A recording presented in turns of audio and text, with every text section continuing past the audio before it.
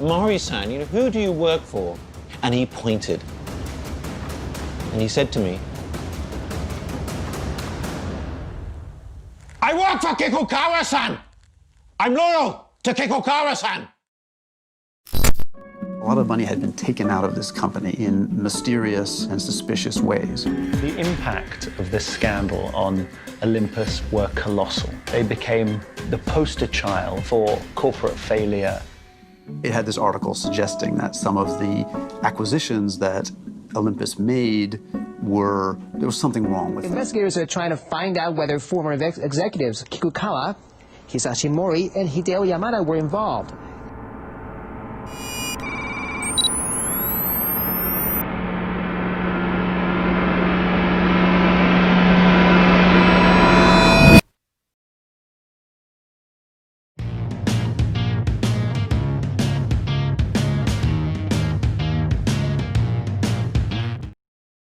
Mula dengan menerangkan 1.1 iaitu ringkasan kes. Terdapat 4 peristiwa yang penting iaitu yang pertama, pengurusan atasan yang menyembunyikan kerugian pelaburan 1.7 bilion selama hampir 20 tahun dari tahun 1980-an sehingga 2007. Peristiwa kedua terpenting adalah apabila whistleblower yang bernama Michael C. Woodford yang merupakan Presiden dan CEO syarikat itu sendiri iaitu syarikat Olympus telah muncul. Dia telah bekerja lebih 1 dekad di cawangan Olympus Eropah dan hanya bekerja seminggu sahaja di cawangan Jepun sebelum dipecat oleh pihak atasan. Peristiwa yang ketiga adalah 5 bulan selepas skandal itu timbul pada bulan Julai 2011, harga saham Olympus hanya pada 16% daripada harga tertinggi yang lepas. Dan peristiwa keempat terpenting adalah firma itu tidak dihapuskan daripada Tokyo Exchange tetapi hanya membayar denda sebanyak $130,000 dan beberapa pesalah telah dipenjarakan. Saya akan mula terangkan dahulu peristiwa yang pertama iaitu penyembunyian kerugian selama hampir 20 tahun. Hal ini bermula daripada penubuhan unit pengurusan aset kewangan yang berisiko oleh Yamada dan Mori di bawah selia CEO pada masa itu iaitu Shimoyama. Pelaburan ini merupakan pelaburan jenis spekulatif yang akan membawakan untung yang lumayan. Namun begitu, 10 tahun kemudian, kerugian besar telah berlaku. Tetapi Yamada dan Mori masih berkeras untuk teruskan pelaburan tersebut. Dan ini menyebabkan rugi terlalu besar, maka mereka terpaksa mengakalkan secara licik. Jadi apa yang mereka buat adalah pada permulaannya, mereka telah mengakalkan aset pada kos sejarah dan bukannya kos saksama. Hal ini kerana kos sejarah mereka boleh membuat anggaran sendiri, mereka boleh membuatkan nilai sendiri untuk menyembunyikan rugi-rugi daripada pelaburan spekulatif tersebut. Namun begitu, setelah Jepun mengambil keputusan untuk berubah mengikut International Financial Reporting System, mereka tidak mampu mengakalkan dalam kos sejarah lagi. Maka mereka perlu mengakalkan secara kos saksama. Oleh itu, mereka telah mengambil langkah penipuan lagi satu iaitu mewujudkan off-balance sheet entities ataupun dummy entities untuk meletakkan semua kerugian tersebut di syarikat kecil tersebut. Contohnya, syarikat kecil itu dilaburkan dengan pelaburan yang terlalu besar dan acquisitionnya adalah pada kos yang sangat besar serta yuran pengurusan dan yuran guaman adalah tidak masuk akal. Peristiwa kedua yang penting iaitu kedatangan Michael Woodford. Michael Woodford ini sebenarnya merupakan CEO baharu Olympus tetapi dia telah dipecat selama 2 minggu sahaja bekerja di Olympus cawangan Jepun. Hal ini kerana dia berniat untuk menyiasat skandal ini. Kesan daripada pemecatan beliau telah menghubungi pemberita-pemberita untuk membuat liputan berkenaan kes ini. Hal ini kerana Jepun masih konservatif, maka mereka telah bertindak untuk mencari liputan-liputan antarabangsa. Namun begitu, Olympus telah menolak tuduhan-tuduhan tersebut. Hal ini akan diterangkan dengan lebih lanjut lagi oleh rakan saya di bahagian seterusnya. Dan untuk peristiwa penting ketiga adalah skandal mulai timbul. Setelah bertahun-tahun mereka menyiasat kes ini, pada tahun 2011 akhirnya Woodford dapat membuktikan bahawa beliau adalah benar. Wolford menggunakan media bagi menarik perhatian umum dan mula mendapat perhatian. Harga saham telah jatuh dan hanya 16% sahaja daripada harga tertinggal lepas. Selanjutan dengan hal itu, jawatan kuasa penyiasatan selama 6 orang telah ditubuhkan dan CEO yang lama itu telah digantikan dengan CEO yang baharu. Peristiwa keempat adalah kesan kepada Olympus dan pesalah-pesalahnya. Pertama sekali, saya akan menerangkan kesan kepada Olympus terlebih dahulu yang telah kami rujuk daripada Bursa Saham Tokyo tahun 2011 dan 2021. Harga saham telah jatuh dari 2,769 yen pada 22 Julai 2011 ke 460 yen sahaja pada 11 November 2011. Kejatuhan harga ini adalah sangat mendadak. Pada masa kini pula, iaitu 3 hari bulan Januari 2021, harga saham telah pun pulih kepada 2,256.50 yen. Maka, harga saham telah stabil pada masa kini. Yang kedua adalah kesan kepada pesalah. Pada Februari 2012, bekas pengarah pada masa itu iaitu Kikukawa, naib eksekutif pengarah iaitu Yamada dan auditor korporat dalaman itu sendiri iaitu Mori telah ditangkap kerana melanggar Akta Instrumen dan Pertukaran Kewangan Jepun Kiyu Shohin Torihikiho. Isu ini sebenarnya mula timbul di mana wartawan Jepun bernama Yamaguchi Yoshimasa yang telah mendedahkan skandal berdasarkan gosip dalaman yang didengar dari whistleblower dalaman. Artikel Yamaguchi ini dikeluarkan dalam majalah Bulanan Fakta yang mendedahkan secara terperinci bahawa pada tahun 2011, Olympus telah terlibat dalam amalan haram untuk menyembunyikan kerugian kewangan. Sebelum penerbitan berita pada bulan Jun 2011, Abe Shigeo iaitu mantan wartawan kewangan untuk Nikkei telah menghubungi pejabat Olympus bagi sesi temu ramah dengan presidennya Kikukawa tetapi dia ditolak. Kes ini mula timbul menjadi skandal pada awal Oktober 2011 apabila Presiden baru Michael Wolford menjelaskan bahawa Olympus telah membayar syarikat-syarikat yang tidak benar yang digunakan untuk menyembunyikan kerugian lama. Selepas itu, Kikukawa telah memecat Wolford atas dakwaan wujudkan halangan dan pembahagian amalan pengurusan. Wolford telah menghubungi Jonathan Sable dari Financial Times secara rahsia.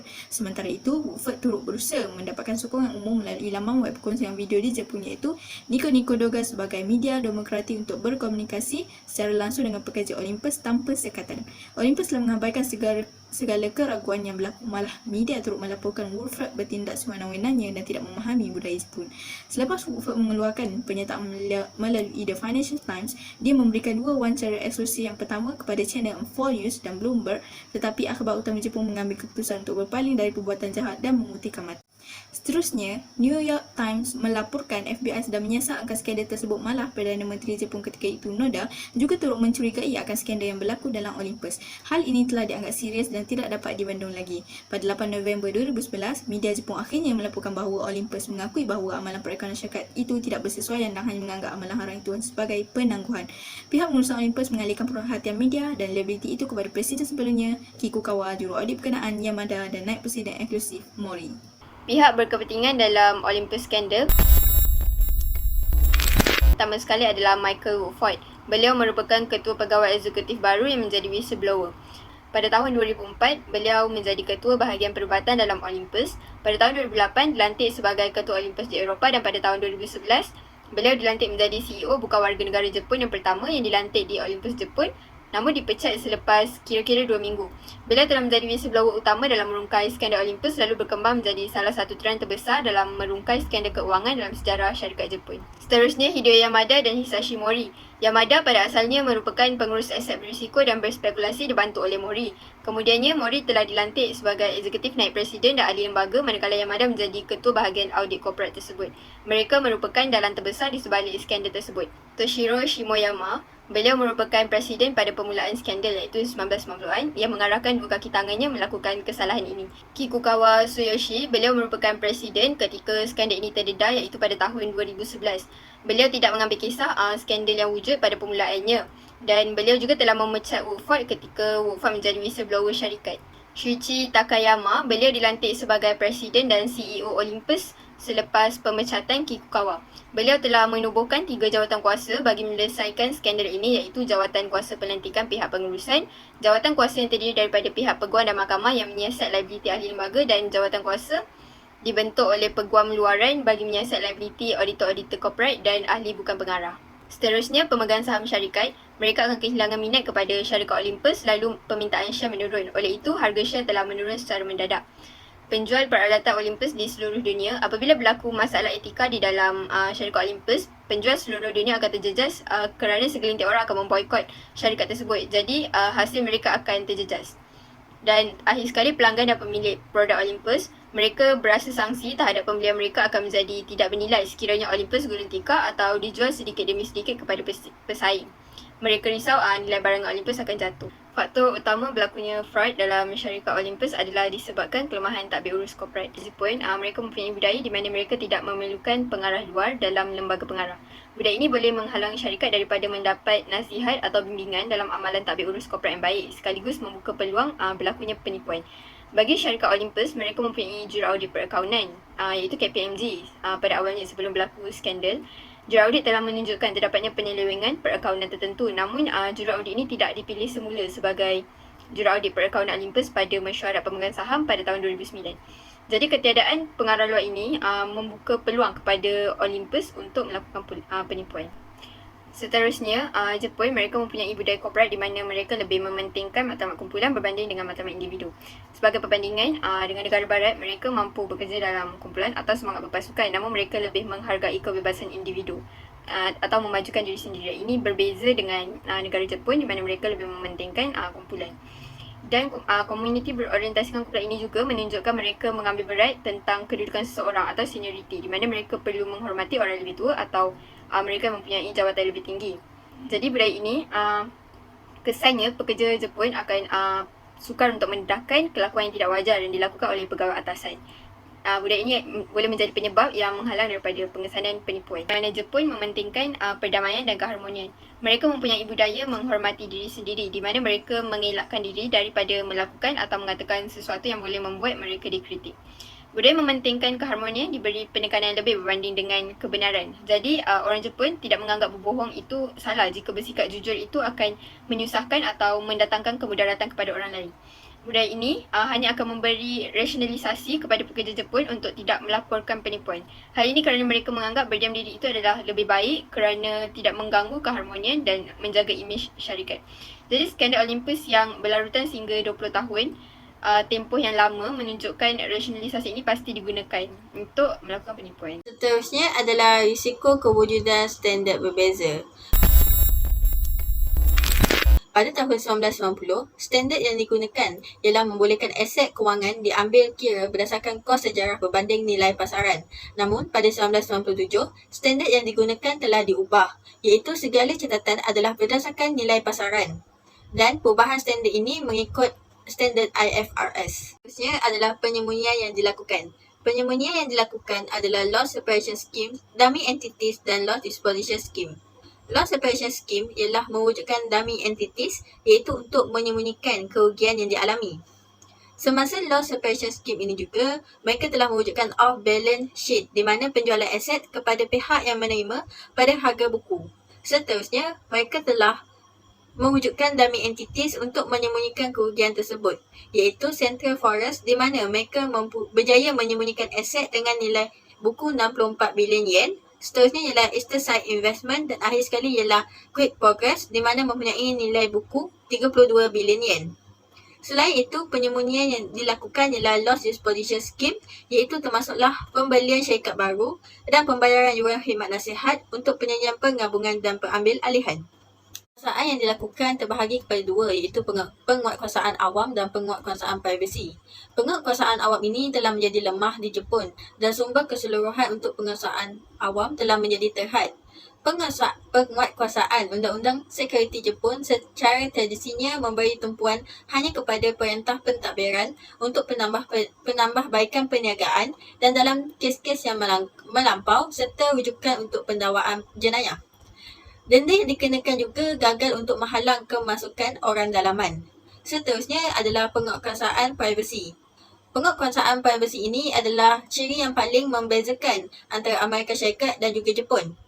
Tahap penguasaan swasta adalah agak tinggi, termasuklah saman derivatif iaitu saman derivatif untuk pemegang saham dan juga tindakan kelas security. Sama derivatif untuk pemegang saham ini telah wujud di Jepun dan telah digunakan sejak 1990-an secara teratur, tetapi masih lagi lemah.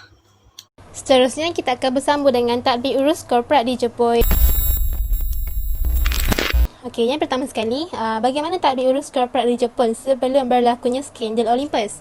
Secara umumnya, undang-undang tadbir urus korporat di Jepun telah mengalami pembaharuan besar pada tahun 2002 iaitu mengenai pertembungan antara model Amerika dengan model tradisional Jepun. Di mana model Amerika ni merupakan model yang mementingkan pemegang saham dan bergantung kepada kawalan luaran. Manakala model tradisional Jepun merupakan model bagi pihak berkepentingan yang berdasarkan kawalan dalaman. Oleh itu, Jepun dalam proses perubahan iaitu daripada berorientasikan pihak berkepentingan kepada berorientasikan pemegang saham. Namun, perubahan yang cepat dan ekstrim itu tidak berjaya kerana secara praktiknya mereka telah tersasar jauh daripada model Amerika. Sistem bank utama ataupun main bank system dicirikan sebagai pemberi pinjaman tunggal terbesar kepada pelanggan dan juga merupakan salah satu pemegang saham utamanya. Bank utama juga berperanan dalam memantau pengurusan firma dan memberikan bantuan sekiranya berlaku krisis kegagalan dalam menguruskan kewangan. Namun, pemantauan prestasi pengurusan syarikat oleh bank sebagai pemegang saham adalah gagal kerana kebiasaannya bank kekurangan kepakaran dan mempunyai batasan untuk mengawal dan mengawasi syarikat. Oleh itu, secara praktiknya, kawalan daripada bank adalah tidak mencukupi. Seterusnya adalah pegangan saham silang ataupun cross shareholding yang merupakan pegangan saham bersama iaitu sebilangan syarikat saling berkaitan di mana masing-masing memegang saham di syarikat lain. Selain itu, KSU adalah susunan struktur firma Jepun yang dicirikan oleh hubungan perniagaan yang terjalin erat dalam kalangan ahli. Oleh itu, di Jepun, struktur sebuah syarikat perdagangan awam yang besar secara umumnya dicirikan oleh pegangan saham silang yang dikenali sebagai keiretsu. Selain itu, teori budaya juga menunjukkan perkaitan antara sistem keiretsu dengan budaya Jepun. Dalam sistem keiretsu, jika suatu syarikat mengalami kesulitan, kemungkinan akan dibantu oleh syarikat lain daripada sistem keiretsu yang sama adalah tinggi. Maka, sikap tanggungjawab terhadap syarikat mungkin dihubungkan dengan rasa memiliki keluarga dan tanggungjawab terhadap keluarga sendiri. Dalam berti kata yang sama, keiretsu juga mewakili sejenis keluarga dengan ahli yang saling mempunyai hubungan yang rapat. Seterusnya adalah pekerjaan jangka panjang yang menggambarkan syarikat sebagai sistem keluarga dan sistem ini sangat utuh dalam budaya Jepun.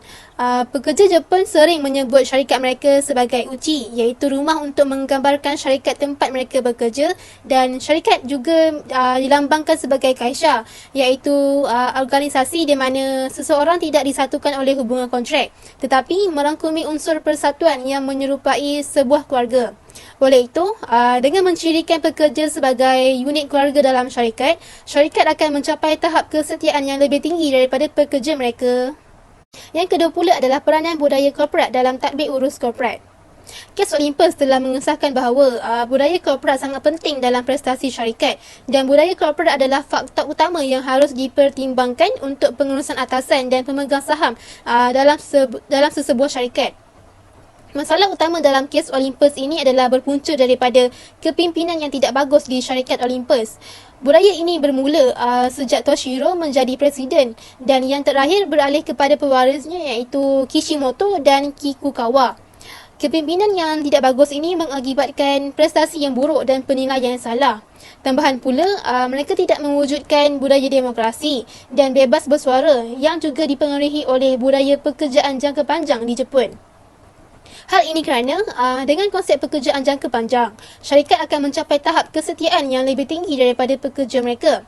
Namun, dalam kes Olympus ini, pemikiran ini disalahgunakan oleh pihak atasan untuk tidak mewujudkan budaya demokrasi supaya mereka dapat memberikan tekanan dengan mudah kepada para pekerja untuk tidak bersuara kerana mereka merasakan bahawa dengan mendedahkan skandal adalah sama seperti membuka aib keluarga.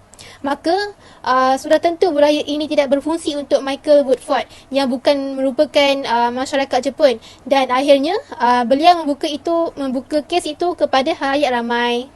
Jadi, saya akan meneruskan perbincangan kumpulan saya dengan berkongsikan beberapa skandal lain yang berkaitan dengan skandal Olympus di Jepun. Jadi, sebagai contoh, yang pertama, skandal keselamatan airbag Takata yang berlaku pada tahun 2013 di mana terdapat beberapa kes yang telah dilaporkan Dan sebagai contoh, seorang perempuan yang bernama Christy Williams tertusuk logam di bahagian lehernya di Amerika Syarikat akibat daripada serpihan dalam airbag kenderaannya. Dan airbag kenderaan tersebut telah mengembang secara tiba-tiba tanpa pemicu apapun. Jadi secara keseluruhannya, seramai 180 orang yang telah menjadi mangsa akibat masalah airbag Takata dan 18 orang telah kehilangan nyawa kerana masalah yang sama. Kemudian, pada tahun 2015, terdapat 2 skandal yang telah dilaporkan seperti skandal perkahwinan Toshiba dan skandal fabrikasi data Asahi Kasei.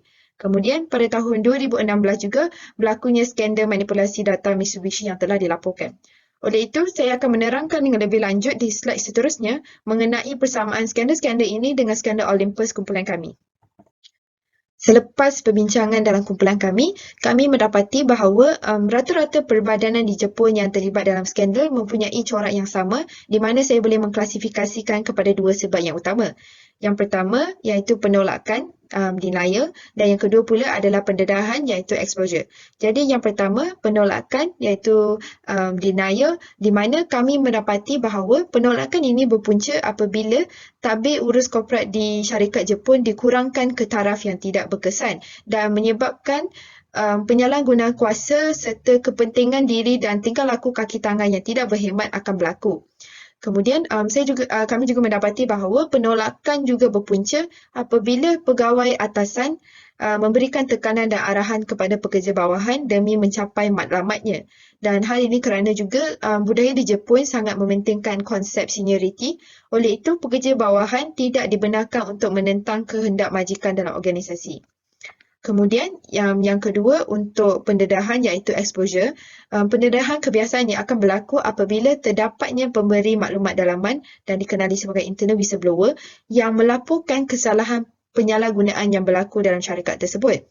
Pemberi maklumat dalaman internal whistleblower ni kebiasaannya merupakan individu yang berani mendedahkan maklumat sulit dalam syarikat walaupun akan mendatangkan ketidaksetujuan penyisihan dari rakan sekerja maupun akan menimbulkan tanggapan yang buruk daripada orang awam.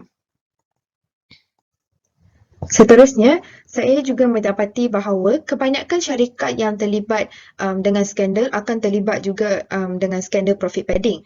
Hal ini kerana profit padding ini merupakan kaedah ataupun cara yang biasa digunakan oleh kebanyakan syarikat di mana pihak atasan akan memberikan tekanan kepada pekerja bawahan dengan memberikan arahan untuk menukarkan angka yang lemah dan angka yang tidak ingin ditunjukkan dalam penyata kewangan kepada orang awam dengan mencadangkan anggaran yang lebih besar daripada anggaran sebenar projek. Dan menggunakan cara profit padding ini juga akan mengakibatkan pengguna luar mempunyai tanggapan yang tidak benar mengenai prestasi syarikat tersebut, di mana kemungkinan prestasi syarikat tersebut pada tahun tersebut tidaklah mencapai taraf seperti mana yang ditunjukkan dalam penyata kewangan mereka.